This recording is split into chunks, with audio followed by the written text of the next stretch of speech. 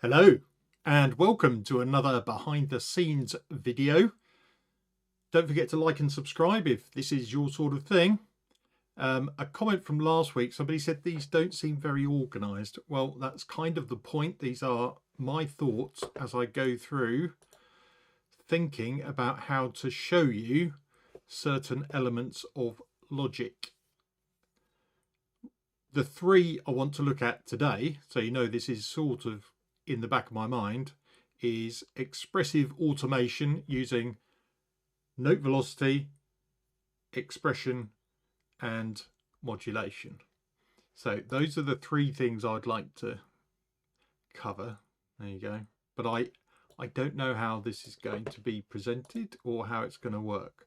What I will tell you is that I know that note velocity is more commonly useful on percussive. So the first thing to check is if you're going to use note velocity, are there multiple velocity layers? The answer on that one is yes. So let's record something in and then see how we can manipulate it.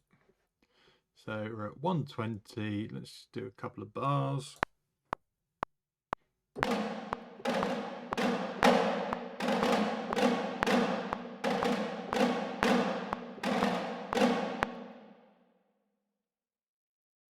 Okay, that's kind of okay.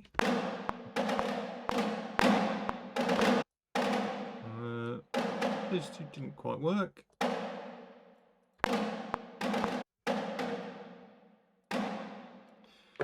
So when I quantized, those ones got squashed forward.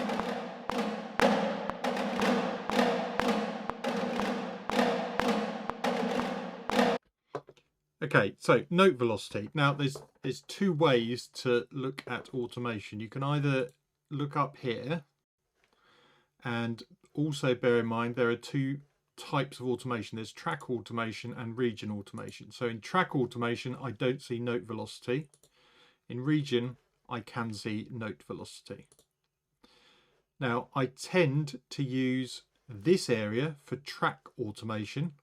So if you're moving the volume of a track as it goes through, but I would use this area if I'm manipulating the individual regions. So even though you can swap between the two, which can be handy, I tend to think of the top area as track and the note editor region as region. So what you can do, you can obviously select individual notes and move them. So if I want to create a sort of ramping effect, or an even bigger one, you can move the individual note velocities. But it is much more useful if you use the pencil tool. Now you click before the note you want to affect and drag a line to afterwards, and I can do that very quickly for all those little runs like that.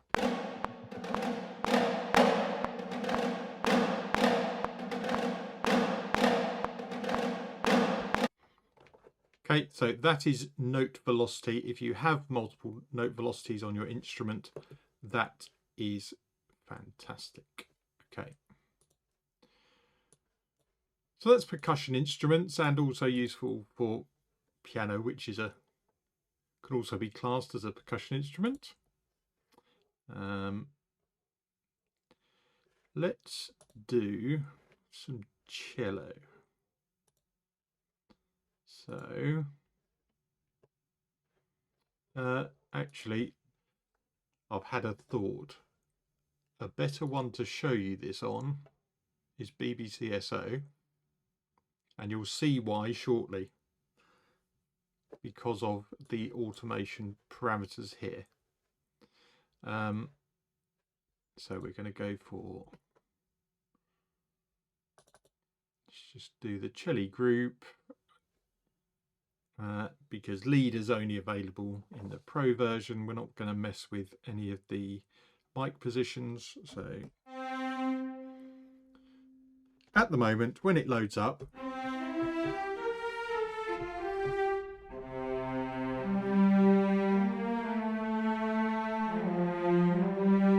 and it has those nice built-in legato changes. We'll try it with stock Logic in a bit. That's probably a good idea. Let's just try this for now.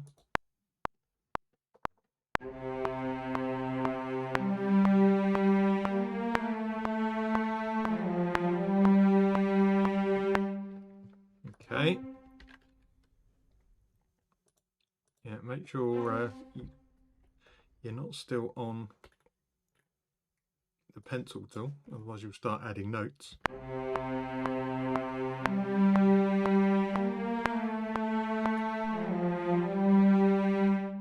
And yeah, that sounds okay. But within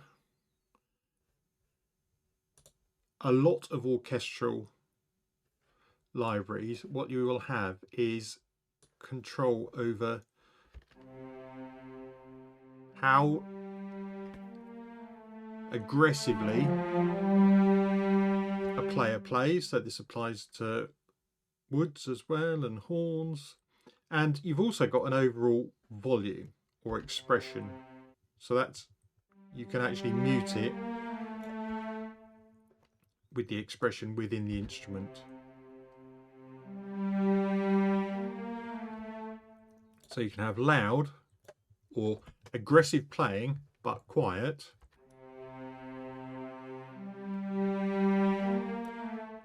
or you can have soft playing that's loud.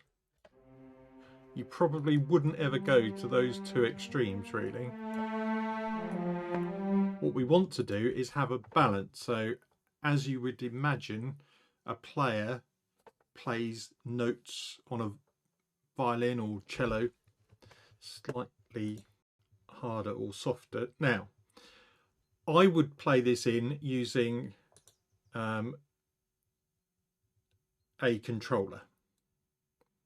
That's how I use these two, but I'm not going to get into that here because you can do it and learn how to do the automation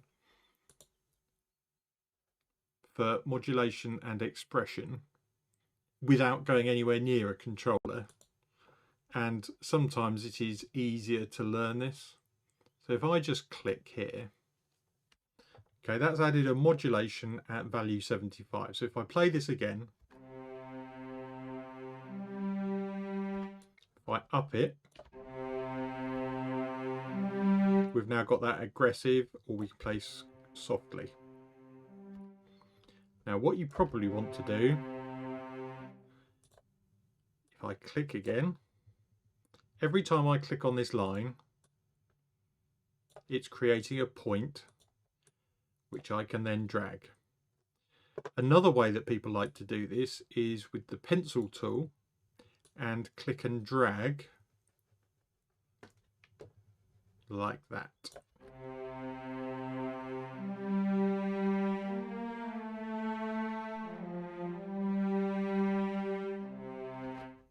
Okay, so there we go, that's modulation. What I should probably do is have something to compare that to. So let's put, we were on cello, weren't we?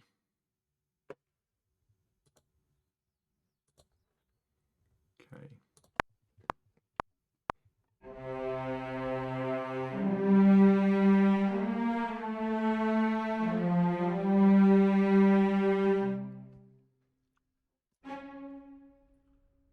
Still got the pencil tool on, turn that off. See, these are the bits that will be cut out when I do the quick video. You wouldn't want to miss all this fun.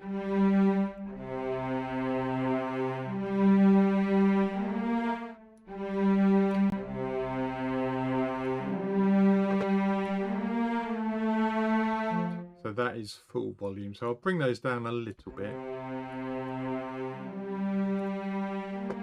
to make them comparable. So we've got, that's -12, and that's varying between -20 and -10. So there is quite a difference there between the two. Now, the other thing that you can do is add expression. Again, you've got the options of the pencil tool. Now, if I click this time, if you're on the pencil tool and you do single clicks, it automatically creates the ramp to that point for you. So before I was clicking on the line with the pointer tool, this time it's doing it for me. And what you often find with these sort of things is the expression dropping off on the very last note.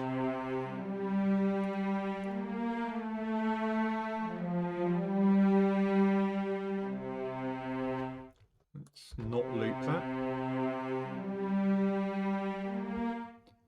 Let's just play the one.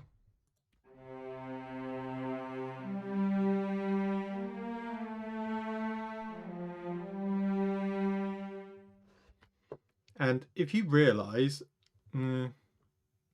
not so fussed about that, there's various ways that you can go about deleting different automations. If we go to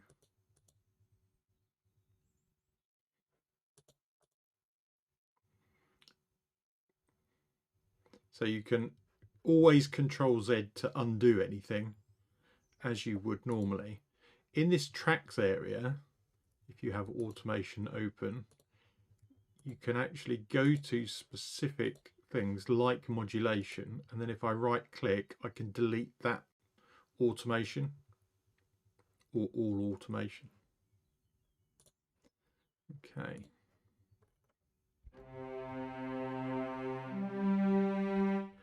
Now, what I said was, let's try doing it with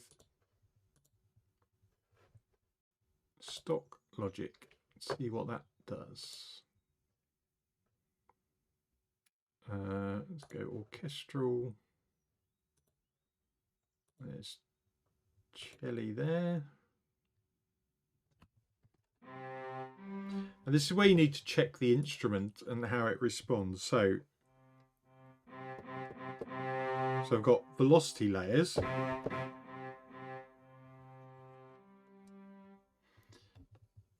question is, does it have expression?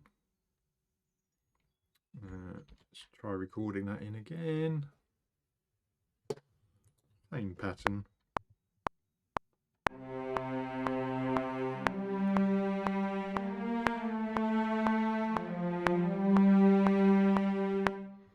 Probably should have soloed that.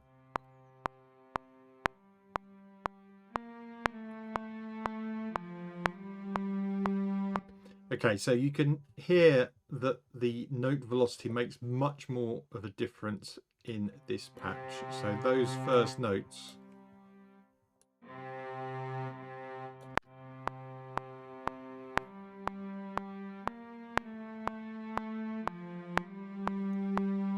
if you need to move them all up at once, click in this area, Control A, and then drag any of them and they will move relative to each other.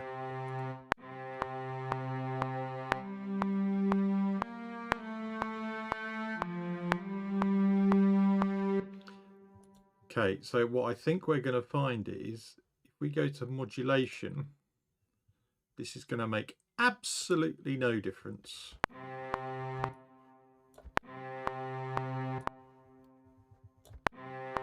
No, so there is no modulation control on the default cello. Expression should work though.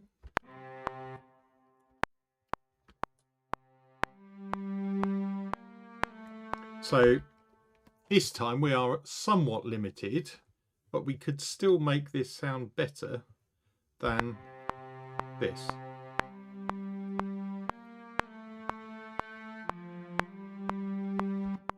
So if let's go on the pencil tool because I tend to find it a little bit quicker. So I'm going to ramp up that first note. The same on the second. Even bigger there. And then tail off at the end.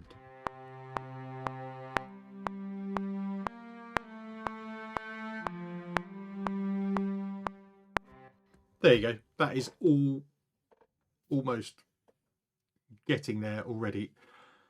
Obviously you would spend a lot longer on this. I suppose the other thing to point out is you can actually use the curve tool as well if you want to make these a bit more subtle in terms of how they fade. So that's always an option. But as you can hear, that's a lot more expressive already, just with that simple 60 seconds spent adding what you feel it should sound like. So let's go through them one at a time. So we've got the stock Logic.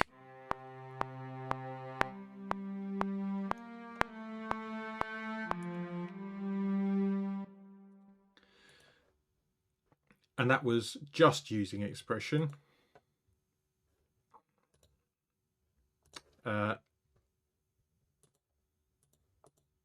The BBC SO, we used the expression and modulation for it. Actually, good point. You can actually watch the parameters change in real time as we play this.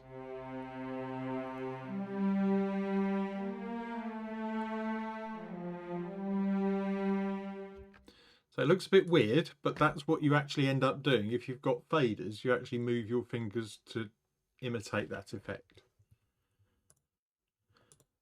And to start with, we had the idea of note velocities and using the pencil tool to create ramps.